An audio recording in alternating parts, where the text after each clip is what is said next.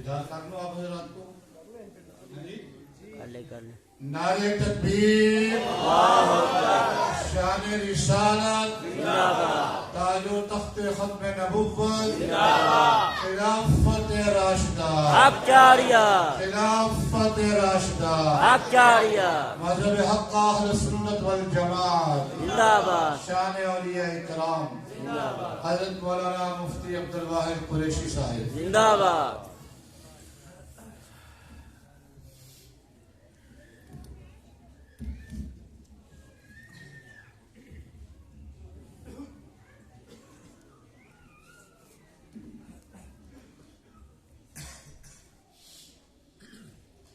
السلام علیکم ورحمۃ اللہ وبرکاتہ. وعلیکم السلام ورحمۃ اللہ وبرکاتہ. الحمد للہ وحدہ والصلاة والسلام علی من لا نبی بعدہ. اما بعد فاعوذ باللہ من الشیطان الرجیم. بسم اللہ الرحمن الرحیم. یا ایہا الذین آمنوا اطیعوا اللہ واطیعوا الرسول واولی الامر منکم. وقال الله تعالى في موضع آخر واتبع سبيل من أناب إلي. عن جبير بن مطعم رضي الله تعالى عنه قال قال رسول الله صلى الله عليه وسلم إن لم تجديني فأتي أبا بكر. رواه الإمام الهمام البخاري في صحيحه. صدق اللہ العظیم وبلغنا رسوله النبی الأمی الکریم ونحن على ذلك لمن الشاہدین والشاکرین والحمد للہ رب العالمین. معزز دوستو، آج 31 دسمبر 2023 روز اتوار ہے اور میں یہاں پہلوانوں کا شہر گجرانوالہ اور اس کا مشہور زمانہ علاقہ گکھڑ ہمارے استاد ذل مکرم امام اہل سنت والجماعت حضرت شیخ سرفراز خان سختہ رحمہ اللہ کا علاقہ، اور پھر اس کے ساتھ مجھے جن نے دعوت دی ہے ہمارے مولانا قاسم صاحب، ان کی نسبت اعوان بھی تو حضرت علی المرتضیٰ کی اولاد ہے کہ کئی نسبتیں میرے ساتھ اکٹھی ہوئی تو میں آپ کی خدمت میں حاضر ہوں. ہیپی نیو ایئر لوگ اسے کہتے ہیں. شمسی سال کا یہ آخری رات کا وقت ہے. کل 2024 کی ابتدا ہے. آج دنیا میں جتنے گناہ اس رات ہوتے ہیں نا، شاید پورے سال میں ہوتے ہیں، لیکن اس رات میں بھی اللہ نے آپ کو اور ہمیں دین کے لیے جمع کیا ہے. اللہ کا خالص احسان. میرے دوستو، مجھے اسٹیج سے 2 عنوان ملے ہیں جو میں نے آپ کی خدمت میں عرض کر دیا. اگر اس کا ایکو بند کر دینا، بالکل ایک آواز کے توجہ. مجھے پہلا عنوان ملا ہے کہ ہم اہل سنت والجماعت کیوں ہیں، اور دوسرا عنوان ملا ہے کہ مسئلہ تقلید کیا ہے. تو میں چاہوں گا کہ میں دونوں عناوین پر آپ کی خدمت میں چند معروضات پیش کروں. سب سے پہلی بات کہ ہم اہل سنت والجماعت خود کو کیوں کہلاتے ہیں. ہمیں مسلمان کہلانا کافی نہیں ہے. جب اللہ نے قرآن میں ہوا سماکم المسلمین کہہ کر ہمارا نام مسلمان رکھ دیا ہے، پھر کیا ضرورت ہے کہ ہم خود کو اہل سنت والجماعت کہلاتے پھر؟ ہم وہی نام دیں جو ہمیں اللہ کے قرآن نے دیا، بس کافی ہو گیا. تو یہ سوال اٹھتا ہے لوگوں کے دماغوں میں. تو میں اس کا جواب عرض کرنے لگا ہوں کہ دیکھیں، اگر بات اتنی ہوتی جتنی آپ کر رہے ہیں کہ اللہ نے نام یہ ذکر کیا تو یہی کہو خود کو مسلمان، باقی اہل سنت کہنا چھوڑ دو، اتنی بات ہوتی تو ہم بھی یہی کہہ دیتے. لیکن بات اتنی نہیں. آپ نے سینیریو پورا نہیں بیان کیا. تصویر کا پورا رخ بیان کریں تو بات بنے گی. بھئی تصویر کا پورا رخ کیا ہے؟ تصویر کا پورا رخ یہ ہے کہ یہ لفظ ہوا سماکم المسلمین، کہ تمہارا نام مسلمان ہے، یہ حضور علیہ السلام پہ نازل ہوا ہے. اسی نبی نے ہمارا نام اہل سنت والجماعت دیا ہے. کیوں دیا ہے؟ آخر کوئی وجہ ہے؟ یہ وہ بندہ ہمیں اعتراض کر سکتا ہے جو بندہ یہ سمجھے کہ ہم نے اہل سنت نام اسی آپ نے ڈڈو رکھ لیا، اپنی طرف سے ہم نے بنا لیا ہے، تب تو اعتراض بنتا ہے. لیکن جب وہ یہ دیکھے کہ سرکار نے یہ نام دیا ہے تو اس کی کوئی وجہ ہو. آپ اور ہم نے قرآن سنا ہے، حضور پہ قرآن اترا ہے، اترنے کے باوجود حضور پاک علیہ الصلوۃ والسلام اہل سنت والجماعت نام دے رہے ہیں، تو کوئی وجہ ہے؟ آؤ میں وہ نام بھی بتاتا ہوں اور وجہ بھی بتاتا ہوں۔ سورت نمبر 3 سورت آل عمران آیت نمبر 106 چوتھا پارہ دوسرا صفحہ، آیت اتری یوم تبیض وجوہ وتسود وجوہ، قیامت کا دن ہوگا، کچھ لوگوں کے چہرے کالے ہوں گے، کچھ کے سفید ہوں گے، دونوں تفسیریں پیش کرنا ہوگا۔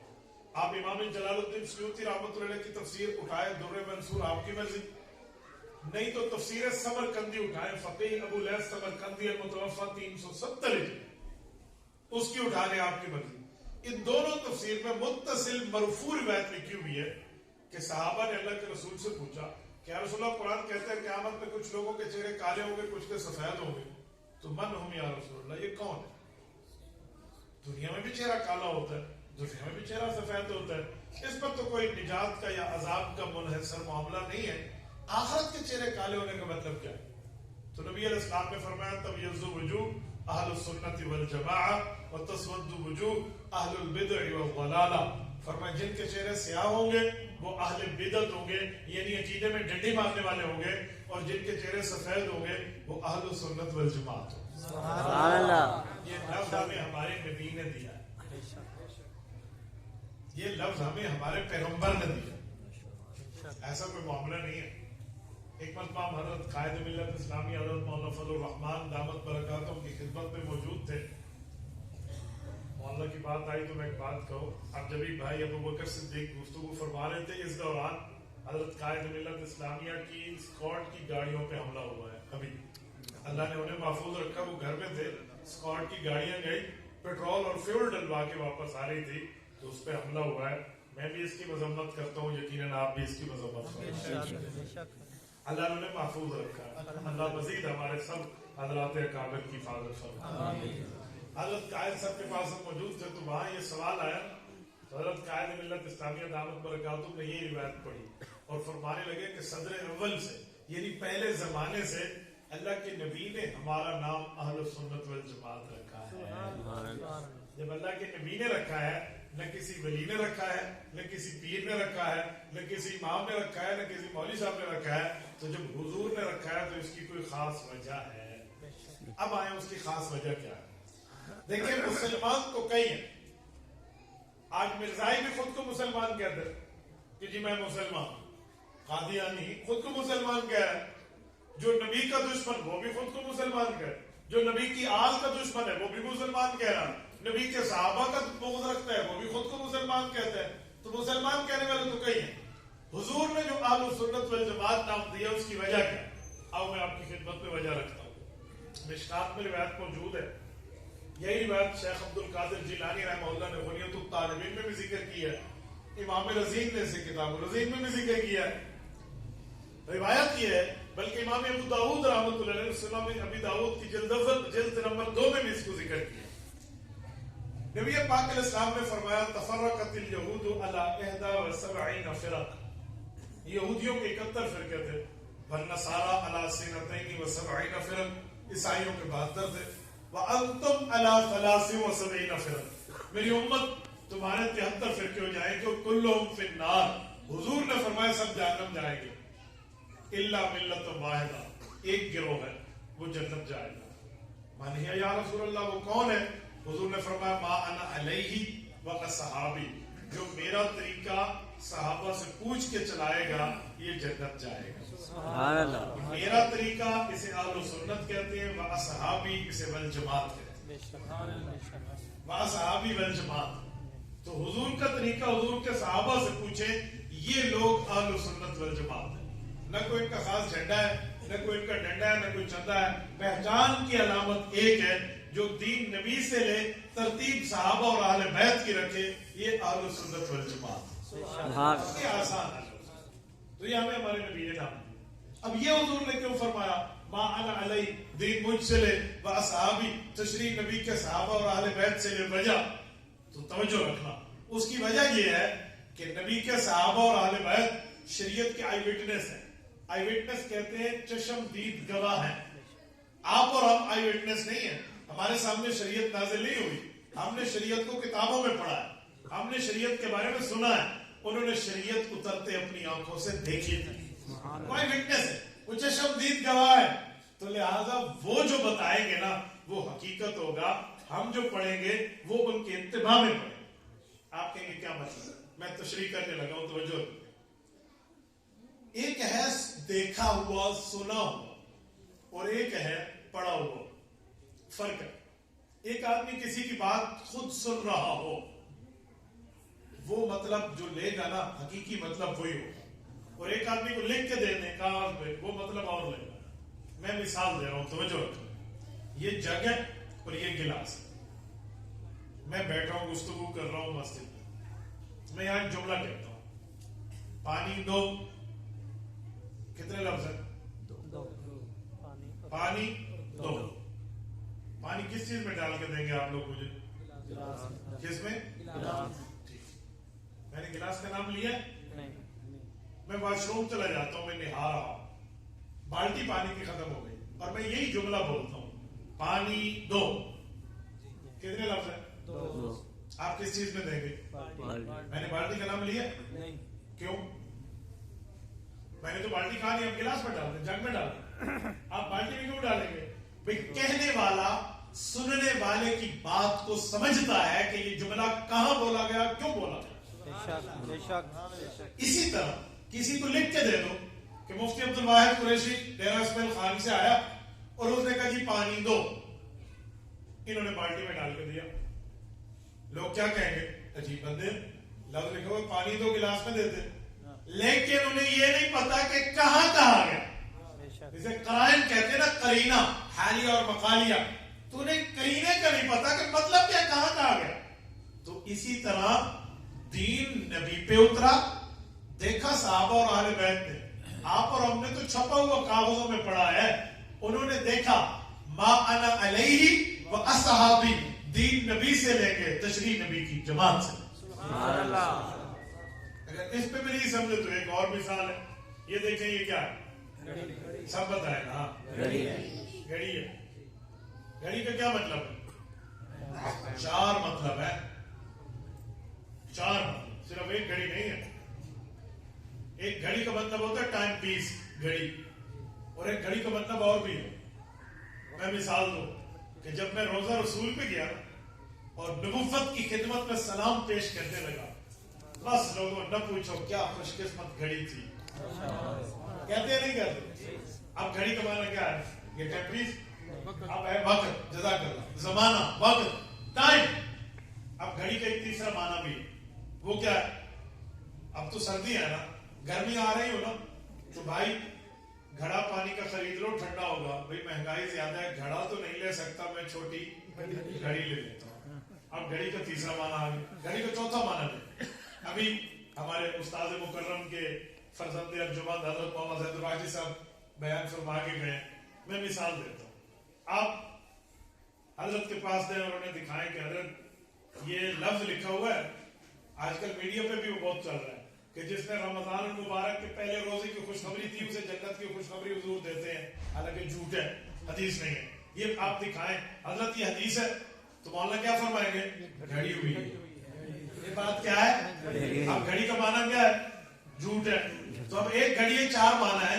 ایک جگہ ٹائم پیس ہے, ایک جگہ زمانہ ہے, ایک جگہ چھوٹا مٹکا ہے, منہ ٹہکا, تصویر یہی بنے گی نا, چھوٹا مٹکا ہے. اور ایک جگہ اس کا معنی ہوتا ہے جھوٹ, موضوع, روایت, افترا. تو بھائی ایک لفظ کے 4 مطلب ہیں, تو جس کو لکھ کے دو گھڑی, بتانے والا نہ ہو کہ کون سی گھڑی, وہ بتا پائے گا. تو بھائیو ہم حدیث اور قرآن لکھا ہوا پڑھتے ہیں, صحابہ نے اپنی آنکھوں سے دیکھا تھا, سنا. ما انا علیہ و اصحابی, دین نبی سے لیں گے, تشریح نبی کی شاگردوں سے. یہ ہے اہل سنت والجماعت کا معنی. اہل سنت نبی والے, والجماعت صحابہ. تو مراد یہی ہے, اس لیے ہم اہل سنت والجماعت ہیں. اب آپ کے دماغ میں آ گیا کہ ہم مسلمان بھی ہیں, اہل سنت والجماعت بھی ہیں. یہ میرے گفتگو کی عنوان کا پہلا حصہ تھا جو میں نے آپ کی خدمت میں رکھا. اسی کے متعلق ایک جملہ ساتھ کہتا ہوں, پھر میں دوسرا عنوان چلاتا ہوں. وہ عنوان یہ ہے کہ اہل سنت والجماعت آج اس دھرتی پر कितनी किस्म के लोग मौजूद हैं। तो हर वो बता जो आपको अकीदा बताए, मसला बताए। मैं किसी का नाम नहीं लेता, न किसी की पगड़ी के रंग की बात करता हूं, न किसी के लिबास की बात करता हूं। मैं एक ही बात करता हूं, अगर वो दीन नबी से दिखाए और तशरीह नबी के शागिर्दों से दिखा दे तो वो सच्चा है अहले सुन्नत वल जमात। वो कोई भी एनीवन पर्सन। मुझे किसी मसलक के या किसी फर्द के नाम लेने की कोई हाजत और जरूरत और नीड नहीं है, लेकिन वो दीन तो नबी से ले, तशरीह और डिडो करे, वजाहत वो अपनी तरफ से करे। वो कहे आ भी दीन है, तुसी मान लो, असी नहीं मनना, ये आले बिदत है। आलो सुन्नत और आले बिदत फर्क ही आई है कि आलो सुन्नत तशरीह नबी दे शागिर्दां दे कोल लेंदे ने और जेड़े आले बिदत ने वो तशरीह आपने डिडो करते। बड़ा आसान जवाब है, आलो सुन्नत वल जमात आले बिदत वल ज़लाल। इसीलिए हमारे नबी ने हमारा नाम अहलो सुन्नत वल जमात रखा है ताकि पता चले असली मुसलमान कौन है और नकली कौन। बस ये आसान और इजी आंसर है, बड़े आसान तरीके से इसको समझा जा सकता है। तो दुनिया के हर बंदे की आप जांच कर सकते हैं। वो कहते हैं ना कि ऐसे बुखार है या नहीं है, थर्मामीटर लगाए भाई, थर्मामीटर लगा और थर्मामीटर ने बता दिया बुखार है या नहीं है तो कितना है। ये मैंने आपके सामने थर्मामीटर रख दिया। किसी बंदे का अकीदा हक है या नहीं है, आपने चेक करना हो तो नबूवत के दिए हुए उसूल पे चेक कर ले कि मा अना अलैहि व असहाबी पे है तो हक है, नहीं है तो बात है, चाहे वो मेरा हो या कोई और। मैं ये नहीं कहता कि मेरे वाला, मेरी मस्जिद का बंदा, मेरे मदरसे का बंदा, जी नहीं, दुनिया की किसी फिरके का आदमी, दुनिया की किसी मजहब का आदमी जब अपना मजहब पेश करे वो नबी से पेश करे, तशरीह नबी का साहब और आले बैत से पेश करे, आंखें बंद करके उसे आले हक समझ लें। बहुत आसान उसूल। आजकल हमें लोग कहते हैं मौलाना ये मौलवी भी ऐसे कहते हैं, वो भी ऐसे कहते हैं, वो भी ऐसे कहते हैं, किसकी माने, हमें नहीं समझ आता। मैंने कहा आप सुभान अल्लाह इतने सादे हो, आपको असली और नकली गोश्त का तो पता चलता है कि ये गोश्त असली और ये पानी वाला है, ये दूध असली है और ये असली नहीं है, ये घी अच्छा घी और ये डालडा है, इतनी तो आपको पता चलती है, सारी मालूमात आपको पता है। बड़े सादे बन जाते हैं जब दीन के बारे में बात आती है। अजी ऐसी किलो सच्चा आखिर है तो दसो, पर अल्लाह के बंदे हुजूर पाक ने 1400 साल पहले हल दे दिया है, जिसका अकीदा नबी के मुताबिक हो, तशरीह नबी के शागिर्द के मुताबिक हो, वो सच्चा है। आसान है या नहीं है? बड़ा आसान है, इस पर तो कोई मुश्किल की बात ही नहीं है। मैं कई जगह जाता हूँ गुफ्तगू में, मैं कहता हूँ आओ दुनिया के किसी तबके को चेक कर ले जिनके अकायद और नजरियात, मसाइल, फजाइल, दलाइल नबूवत से साबित हो, सहाबा अहले बैत की तशरीह के मुताबिक हो, वो हक है, इससे हट के हो वो बातिल हो, चाहे मेरा है चाहे गैर। आज मैं खुद को उलमाए देवबंद में शामिल समझता हूँ, उलमाए अहदाफ में शामिल समझता हूँ और सआदत समझता हूँ, इसीलिए कि मैं उलमाए देवबंद के एक एक अकीदे पे, एक एक नजरिए पे नबी के सबूत और सहाबा की तशरीह के साथ कायल हो। मैं कुव्वत अकीदत की बात नहीं कर रहा, मैं कुव्वत दलील की बात। एक होती है कुव्वत अकीदत कि मुझे इनसे अकीदत है, मुझे प्यार है, मुझे लगाव है, दिल्ली मोहब्बत है, जी हाँ है, वो बात में है, कुव्वत दलील पहले है, कुव्वत अकीदत बाद। मैंने यूं तनकीद और तारीफ को सामने रखे, खुले किताब बिल्कुल ओपन फेस रख के आपके साथ में बात की है। आप गुफ्तगू में कोई सा अकीदा पेश फरमाइए, उलमाए देवबंद, उलमाए अहनाफ का कोई सा मसला पेश फरमाइए, ये नहीं हो सकता कि वो नबूवत के घर से और नबूवत के दर से साबित ना, कोई नहीं। मैंने तो बड़ी तरतीब से देखा है, यकीन मानिए। मैं आपको एक मिसाल समझाता हूँ।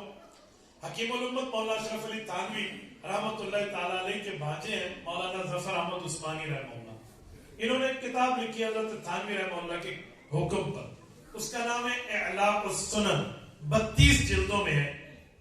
ये किताब क्यों है? ये किताब आज की मौजूदा जरूरत को पूरी कर रही है। मौजूदा जरूरत क्या है?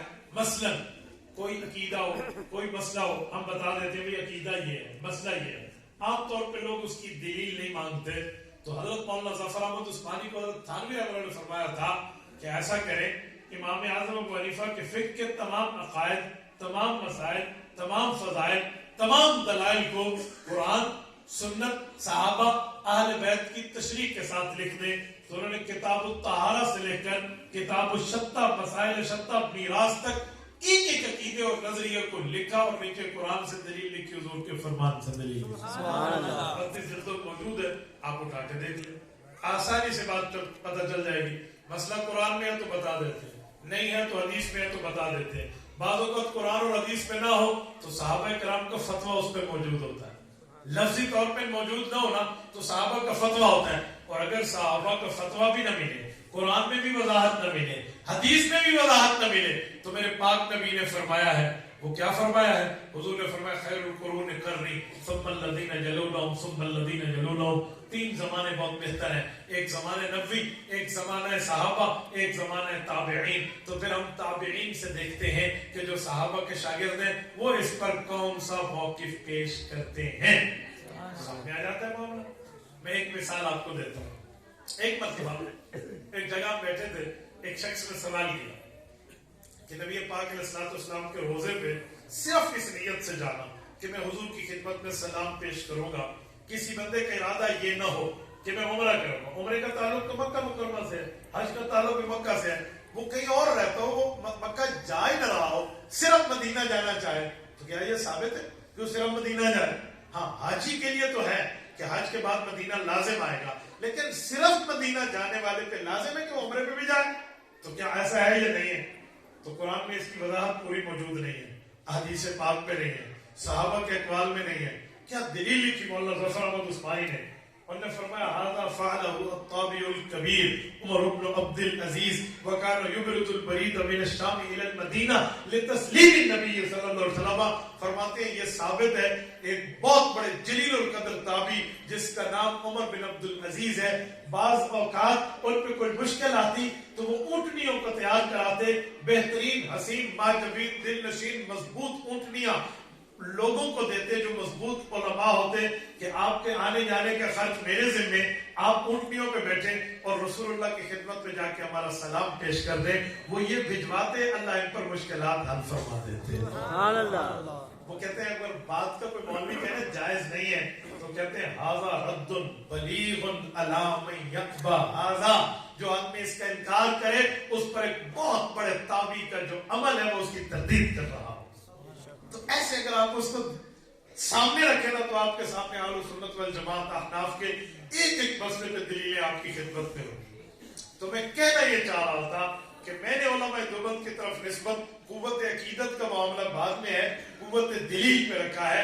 ऐसा नहीं है उलमाए देवबंद के अकायद और नजरियात में कि कोई अकीदा हो और उसकी दलील शरीयत में मौजूद ना हो।